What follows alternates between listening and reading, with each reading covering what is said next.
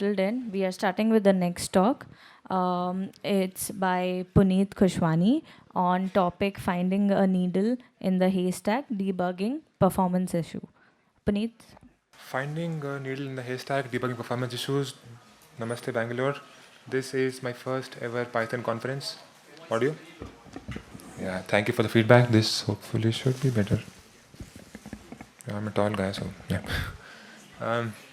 My first time at a Python conference, and while I decided to come here, I thought, how can I add value? So I submitted a CFP, they accepted it, and here I am. This year I've been fortunate to do a lot of travel. This picture is from a trek which I did in the Himalayas. Journey of a lifetime. You should go on these treks. I have been a Ruby developer almost all my career during my developer days. This picture is from yesterday. I was at RubyCon talking about luxuriant parser. A bit about me. I'm Puneet Khushwani. I've been in the industry for about 12 years now. I've had the privilege to work on both sides of the spectrum. First half of my career was startups. I've been a part of a lot of 0 to 1 journeys.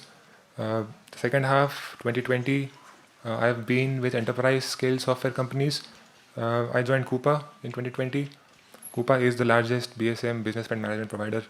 I was on the platform team of that company. On the platform team, I got a chance to work on a lot of performance issues. The learning that I had there inspired me for the content which we'll talk about today. I joined GoDaddy like 4 months ago. GoDaddy is a name which needs no introduction. We are the OG name in the domain selling industry.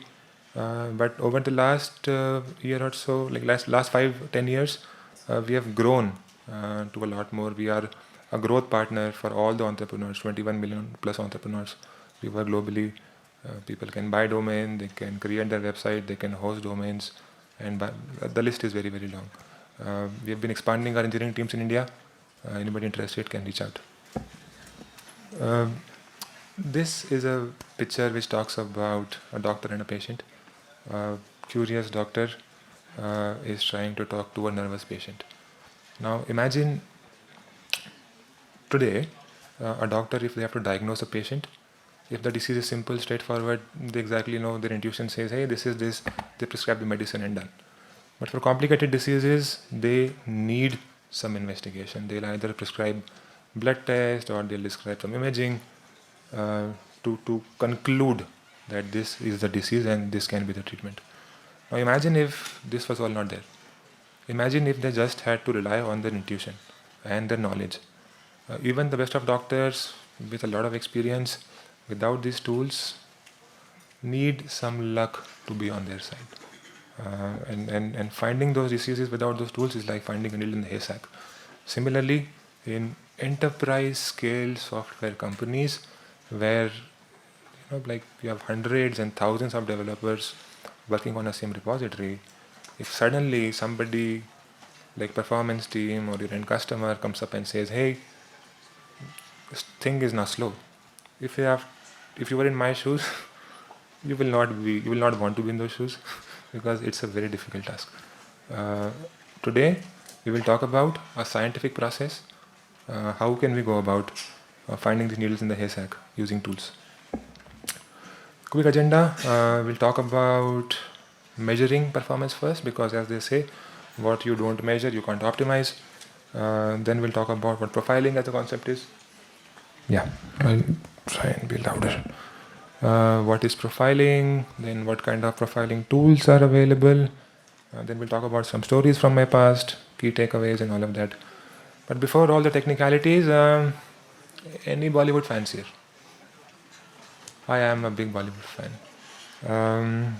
I want all of you to try and figure out the difference between this picture and this picture.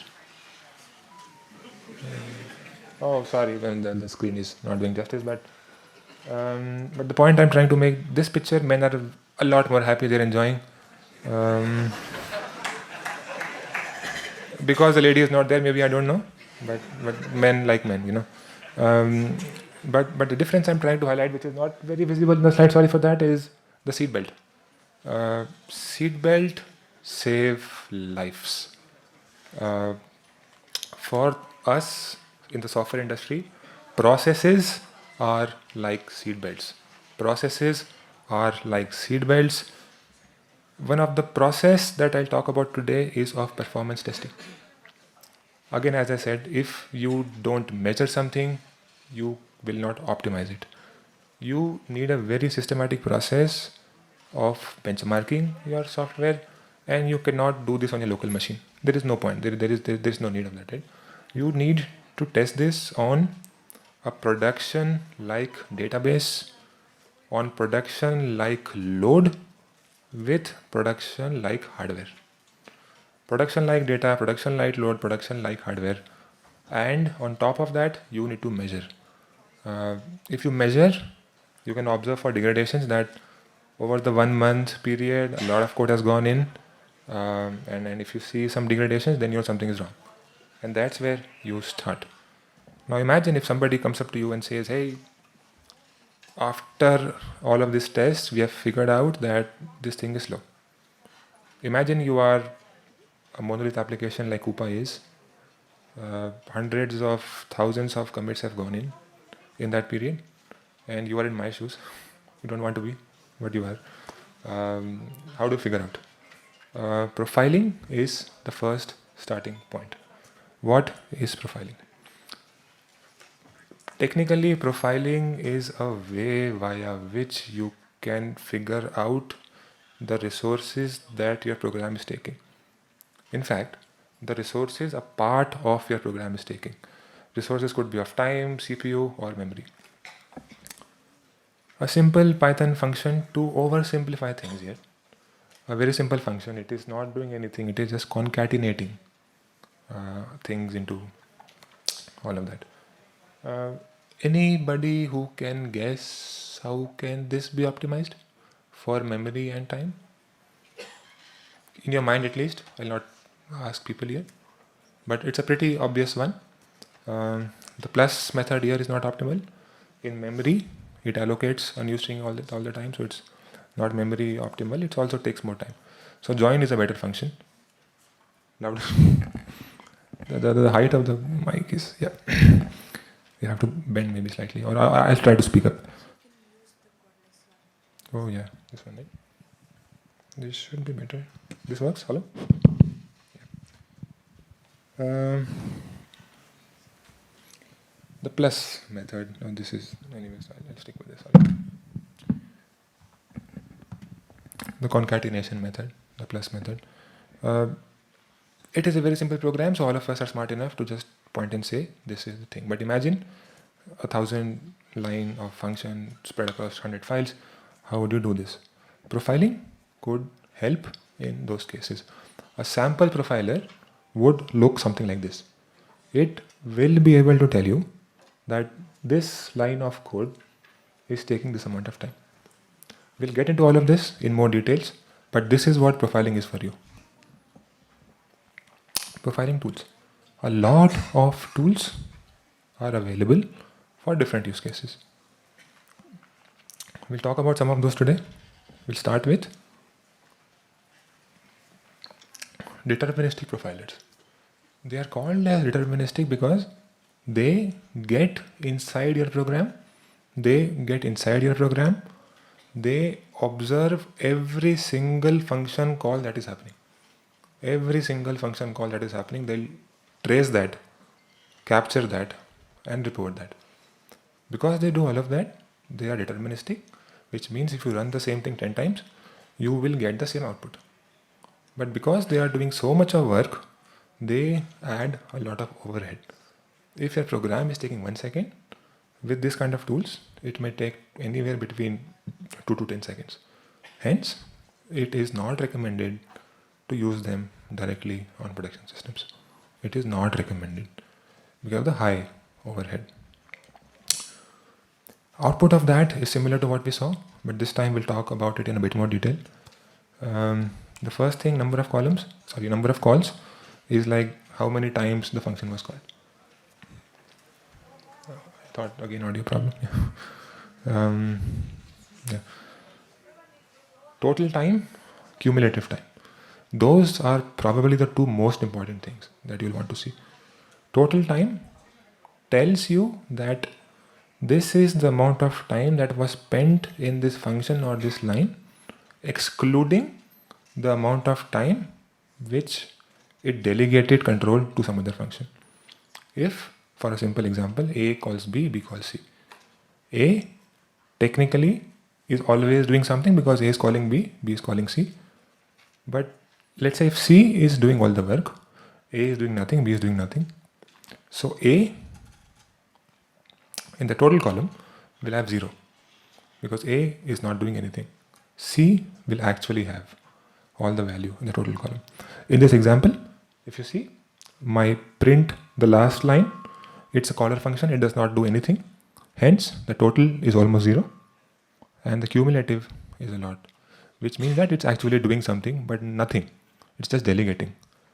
On the other side, the build with plus, that function is actually doing something. So those are the flags and the patterns that you want to see from these kind of tools. Imagine on a very, very, very large code base, if you're able to get exact line of the code that is causing, it will make not just your day, but your week or your month. Some other kind of profiler we'll not talk about. They are called as sampling or statistical profilers. They are something like they will not get inside your application, but will observe things from the outside. They will observe the call stack from the outside at an interval which you define. At an interval which you define, they will take the snapshot of the call stack. A calling B, B calling C. Your call stack will be like C, B, and A. That is your call stack. That is the snapshot they'll take, and then they'll try to see if a function is on the top of the call stack, which means it is actually doing something. If a function is on the bottom of the call stack or not on the top, it is delegating. It is not doing something. To do all of this, they need some access to OS facilities. My Mac did not give that access, and hence I don't have an example to show. And hence, on production system, you may not be able to do so because they are more secure. You will not have access to run this. But on dev and on stage and on this kind of things, you always can play around with them. The good part of all of this function is, of all of this kind of tools is, you can attach them to a process. You have a process which is running, and that is slow. Find the PID of the process, give it to these tools. You don't have to go and make a code change and do a restart, nothing of that sort. Have a PID, give it to them, they'll start dumping stuff, analyze that. The output of that will be similar to the previous one. Those outputs can be a lot to absorb. There's a lot of data. I oversimplified this in a small example, but if you do it in real life, you will get files of MBs to digest. That is very difficult. People use different kind of visualization tools. Flame graphs is one example. There are other tools available. Because it was difficult to express them on a screenshot, I have not covered them in the slides, but I will recommend go back and read about flame graphs. It's a very visual representation, interactive also. You can just play around and see, better visualize all of that. Memory profiling. When we talk about profiling, I have somehow seen people not think about memory. They always think about time and CPU at times, but not memory. So hence I'm starting with why is memory profiling important. Again, what you don't measure, you cannot optimize. Finding the amount of memory that your application needs to boot up with, then the amount of memory that your application will take while it is running, then the amount of memory which it will take after your code completes. So the boot up memory, the max memory it needs while it's executing, and then the memory what comes back down. If you have all those numbers, if you have all those numbers, then you can rightly predict the kind of hardware you need on production. If the max is, let's say, 2 gig of memory, there is no need for you to have a AWS instance which has 8 gigs of memory. If you do that, you are wasting money. So the first thing, if you find out, you will add a buffer, like 2 gigs, maybe you will keep 3 gigs or 4 gigs, but not 8 gigs. That way you can reduce cost. If you are able to monitor all of this, you will be able to figure out which part of your application is actually taking memory. In my case, the plus, if I replace my join, I can bring the footprint down. If I bring the footprint down, it will reduce the load on the garbage collection module. If the load on the garbage collection module decreases, it will eventually help in performance. If you do all of this, you will also ensure that there are no memory leaks. For example, if you see that the memory of your program is always increasing, it is never going down, it is a big red flag, because the program is allocating memory which it is never freeing up, and that is a red flag. And these tools can really help you figure that out, because if you don't figure it out, you may eventually run into a case where your system runs out of memory and your program crashes, and you don't want that. So these 3 big reasons, because of which I believe we should also do memory profiling. How? Again, there are a lot of tools available, different use case, different tool. A tool like mprof will help you figure out the cumulative memory footprint of your program with time. If you want to see the graph of what's your footprint with time, you can use something like mprof. If you want to see which line of code is allocating that memory, you can use something like tracemalloc. If you want to see how much of memory is being retained and how much of the memory is being freed out, you can use something like mray. Mray, as an example, intentionally, I have 2 functions here. The first function allocates memory, puts it into a cache which is not freed up. The second function does not put that memory in a variable, but still, just to be safe, I have a GC collect. Just to be safe, not required, but just to make my demo absolutely clear, I'm making it a point that the second function does not retain anything and the first function retains. The output of memory will clearly say that the first function, outstanding memory, is almost same as allocated, which means it is not, I flipped it, but the second function is on top. The retain is not leaving by anything, it is retaining all of that. This is a very good finding for you to figure out that there's something wrong. Something in my code is not freeing up memory, is what this tool will tell you. Now, obviously, you need to figure out what that line of code is. Again, you will not find the needle in the haystack. You will try and be smart. You will try and use tools. Tracemalloc, as I said, is one of that tool.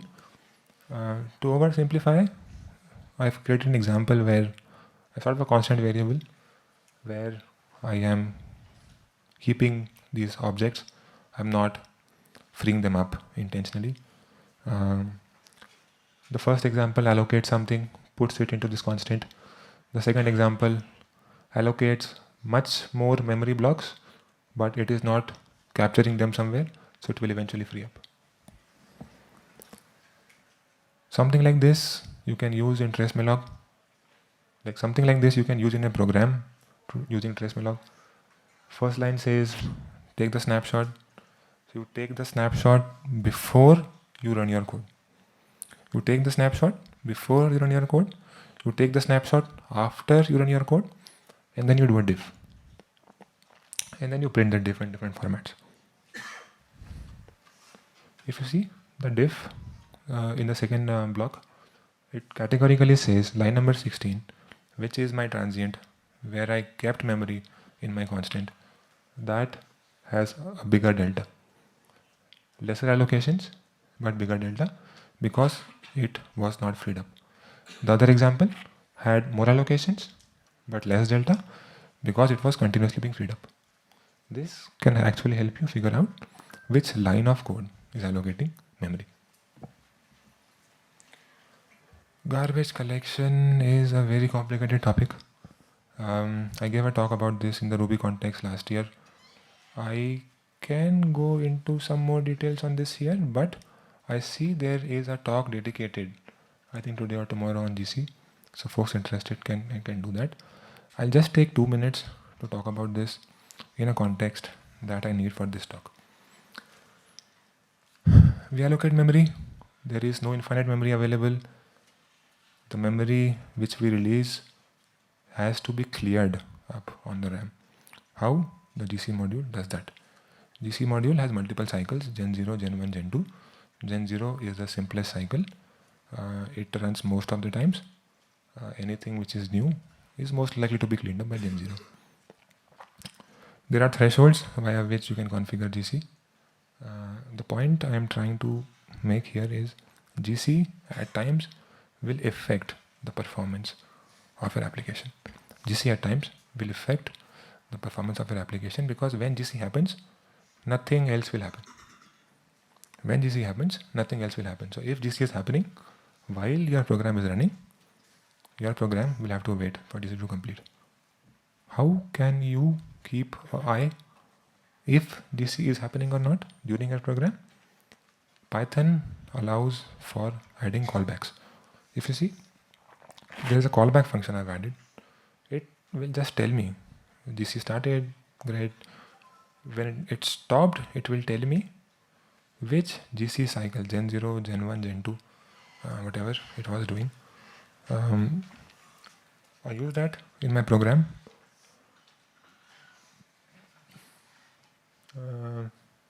If you see, I had highlighted, but it's not visible here, which is fine. Yellow is, I think.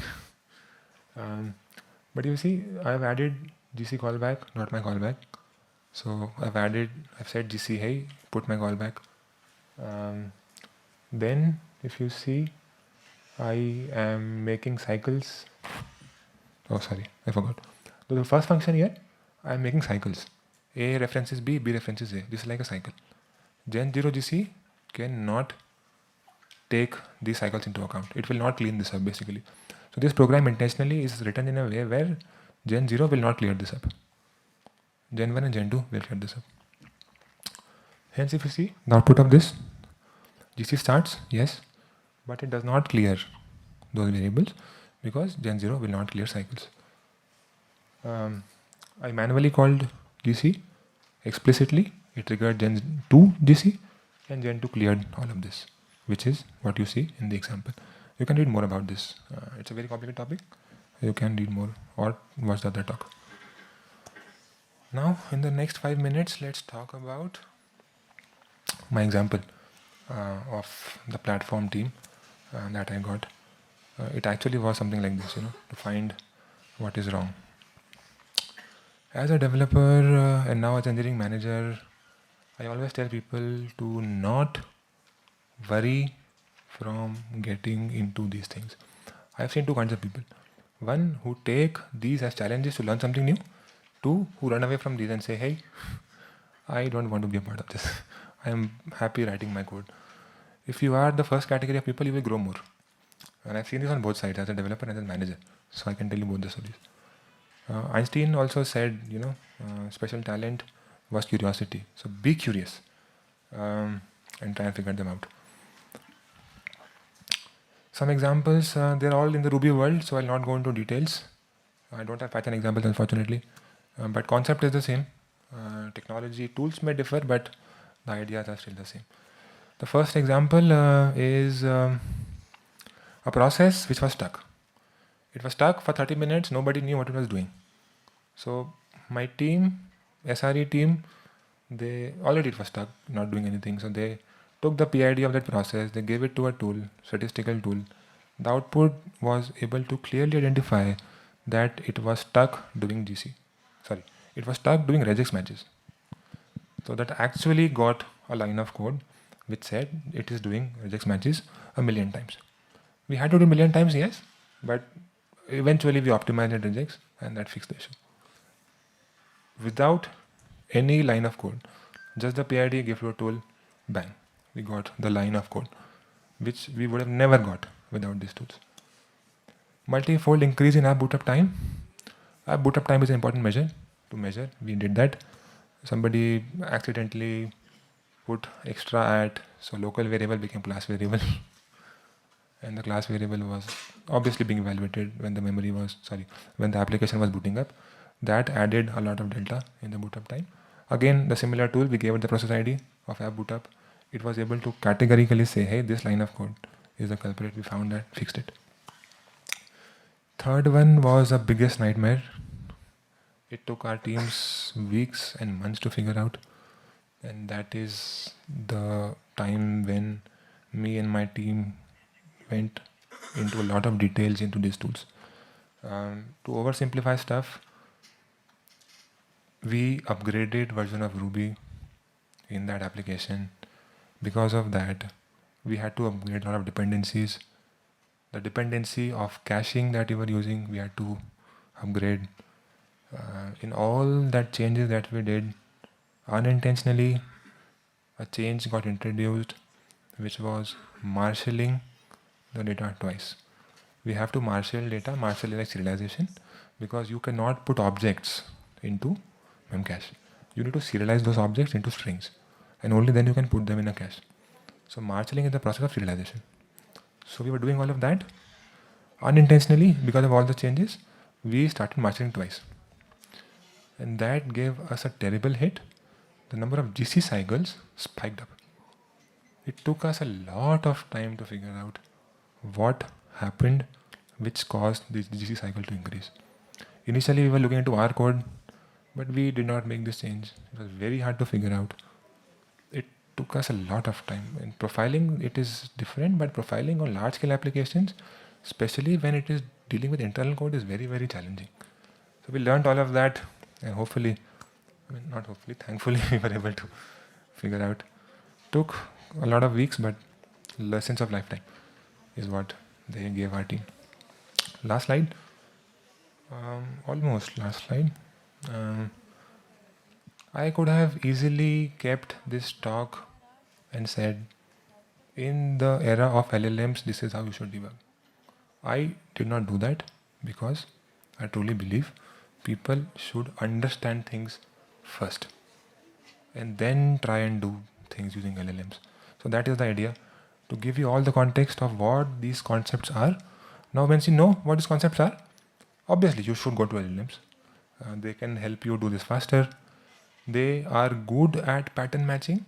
So if you have two examples, this is the original and this is what it is now, compare and find out what is the culprit.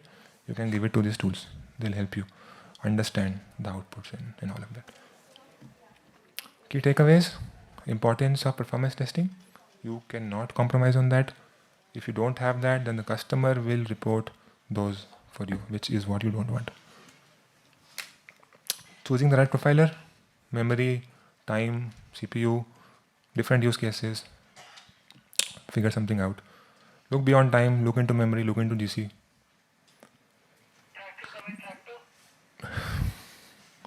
Last slide and last minute of my talk. The timer says, when you look into all of these, you will find solutions. You will find one needle in the haystack. You will be tempted to just stop there.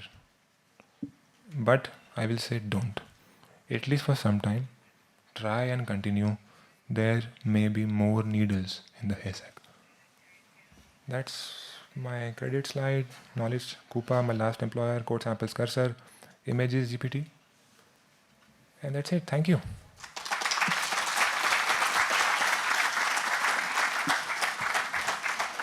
I'm not sure if we have time for Q&A, but I'll let the organizers. A minute? Any question that I can try and answer? Hi.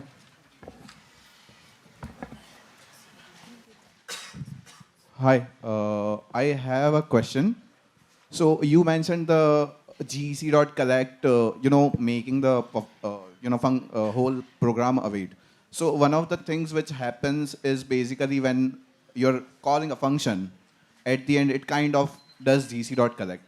So is it suggested that calling less function will lead to less gc.collect?